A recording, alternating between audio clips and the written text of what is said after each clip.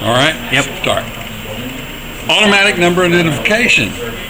These Nixie lamps are part of the display for NI in the step-by-step switching system at the Communication Museum here in Seattle. I want to first tell you why we need it. There we go. When step-by-step switching replaced the operator cord board, everything changed. Now when you pick up the telephone, you hear dial tone. Stop.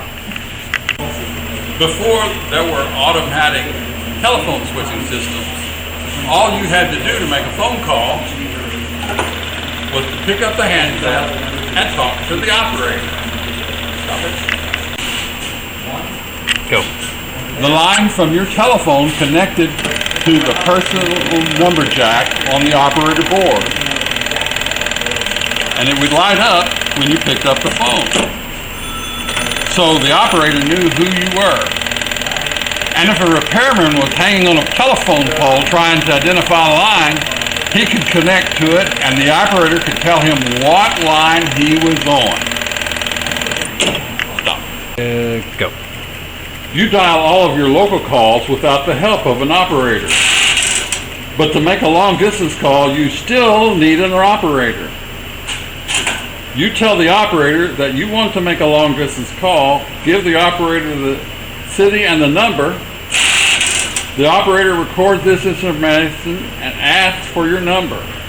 The operator may tell you that she will call you back when she has your party on in the other city.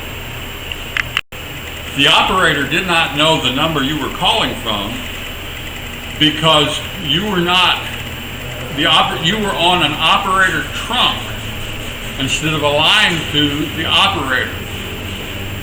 Now all of this operator time is expensive, and the telephone company could save an awful lot of money if the subscriber could dial the number themselves.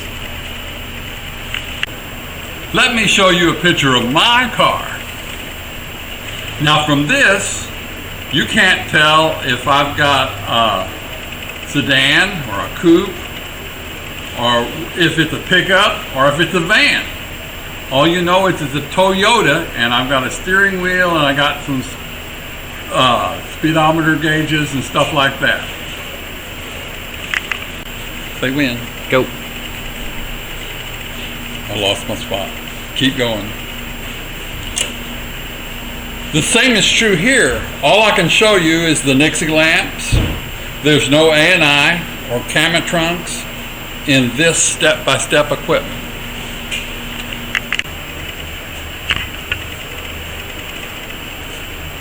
Okay. In this office here in the museum, we have some trunks that go from the step-by-step office to the number 5 crossbar office that's right here in the same location. So you pick up a phone, dial 2 or 3, and you will be connected to one of the other offices. So, just as I dial those numbers, I got dial tone from the line finder. I went over to one of the connectors, this one right here, went on to the level. Then right up here on the top, I went to this one, went to the 3rd level, and that connected me to the 5 crossbar office. Now, if I was making a 1+ call in the real world, when I dial 1, pick up the phone, dial 1, and it would go to the Cama office, Cama trunks. Keep going. Okay. The rest of your pulses that from dialing would be going out on the Cama trunk to the toll office. One digit after another with all the pulses. At the same time, the Cama trunk would send back a tone on the sleeve lead. If you know what a sleeve lead is, We can learn that from other stuff, what a sleeve lead is in a step office. Back to a tone network that would detect that tone. Stop it. Yep. All right. Even though our step-by-step switch doesn't have all that equipment you need to do ANI, the equipment in the number one crossbar and the number 5 crossbar are either identical or similar to the equipment that they would use. I mentioned the fact that the Cama trunk sends back a tone through the selector, through the line finder, back to the telephone number as it's wired on the frame. This here is a 1,000 numbered frame. It's actually 2,000 number frames in one frame. There's 1, 2, 3, 4, 5, 6, 7, 8, 9, 10 blocks here with 200 numbers each side. Stop it. Okay. Now, those blocks I was showing you are made up of 100 numbers. The units, the last number of your dial, corresponds to the vertical. The next to the last digit corresponds horizontally. And then each block has 100 numbers. As you see, there's a 3 there. So when you start from the bottom here, you count up 0, 1, 2, 3, and it keeps on going all the way to the top and records the numbers. These circuits are wired so that you either give the number for just an ordinary plain old telephone. It'll identify the number from that tone on the sleeve that comes from the Cama trunk. Or if it's two-party, you can change the wiring. Instead of wiring, that's hard, from here to here and here to here like it is, you'd wire from here to there and there to there. And that way it would be the two-party because you'd have 2 phone numbers on it. But this one right here, this one's special. There's these special black and white straps across there. And what this was for a business. And the business had all of their calls billed to their first number. And so if we count up 0, this is 2 by 5, so the telephone number last 2 digits was 25. And there's a 3, so the last 3 digits is 325. And most likely, since it says, get that in there. I don't know if you can see it. If it says LA2. So this was probably LA2 325 was this telephone number. Now I told you that we didn't have the step-by-step equipment. This is the number 5 crossbar originating register. And what it does, it's used to store the telephone number they call. In the step-by-step, they use the originating register to store the calling number.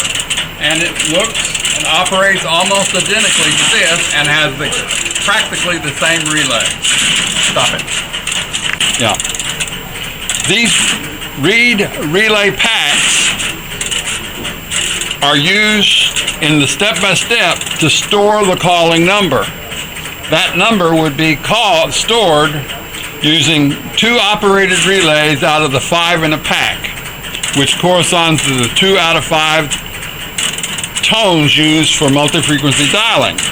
So when you make a 1+ call, you dial 1, you get the Cama trunk. The Cama trunk sends back the signal to get your telephone number, stores it in 10 of these packs.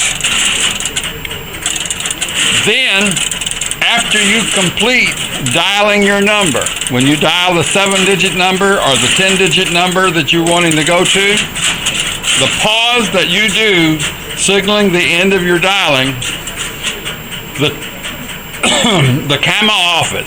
Cama stands for Centralized Automatic Message Accounting Office.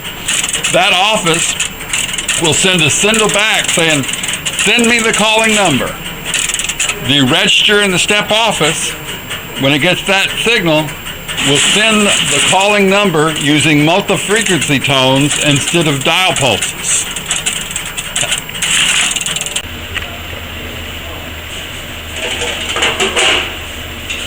Now, we talked about when you make your call.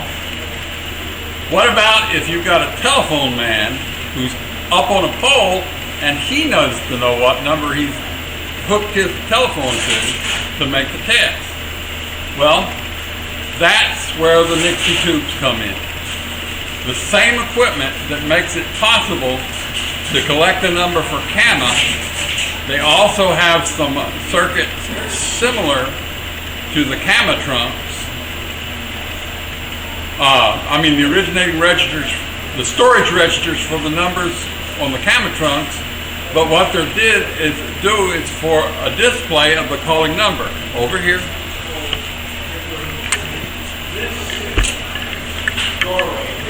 When an outside man on a pole dials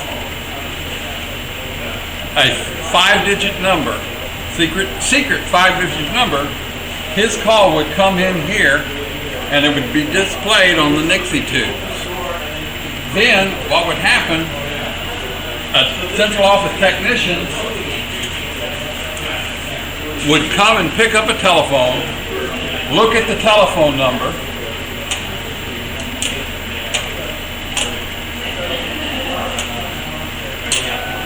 well, it quit working. Anyway, he'd read the numbers on there and tell him, your number is 275-2386. And the telephone man would say, thank you, and he would hang up. Okay, now, if someone inside the central office was to come over on one of the cable pairs in the office and dial tone, he could dial a 3-digit number, and there was no phone to ring, but up above at the top of the frame, which we don't have one here, would be another 5 large Nixie tubes that he could look up and see the telephone number that he had flipped onto the cable pair. What about 911? The only difference between 911 and a Cama trunk is that you had to dial 3 digits to get to it, and you didn't dial any other digits after that. Plus, if you hang up, you stay connected. And so if you pick it up again, without dialing anything, you don't get dial tone, you get the 911 operator.